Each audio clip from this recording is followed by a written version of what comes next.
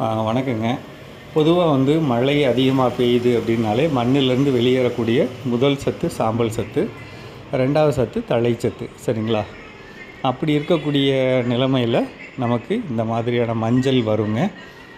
அதுக்கு நீங்கள் மரத்தை சுற்றி அந்த மரத்தோட இலைகள் முடியக்கூடிய அந்த விட்டத்துக்கு உள்ள ஒரு அடி 1.5 அடி தள்ளி வட்டம் ஒரு 3/4 அடி மாதிரி வட்டத்தை மண்ணை சுரண்டி அந்த இடத்துல தண்ணி பாய்க்கிறதா இருந்தால் அதை சுரண்டி அதில் மக்குன தொழு உரம் வைக்கலாம்.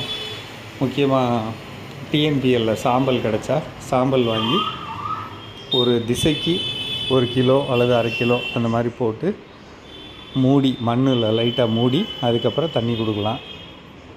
நீங்கள் சொட்டு நீர் போட்டிருக்கீங்கன்னா எங்கே தண்ணி விழுகுதோ அந்த இடத்த அடிப்படையாக வச்சு நீங்கள் இதெல்லாம் செய்யலாம். இல்லாத சத்துக்களை கொடுங்க. அதே மாதிரி மாதம் ஒரு முறை இனி வரக்கூடிய காலத்தில் 10 மில்லி ட்ரைகோடர்மா விரிடி, அதாவது 100 லிட்டரில் 1 லிட்டர் கலந்து மரத்துக்கு 1 லிட்டர் கொடுக்க பாருங்கள். ரொம்ப அதிகமான பிரச்சனைனா அது கூட பேசிலோமைசிஸ் 1 லிட்டர் கலந்துக்கங்க.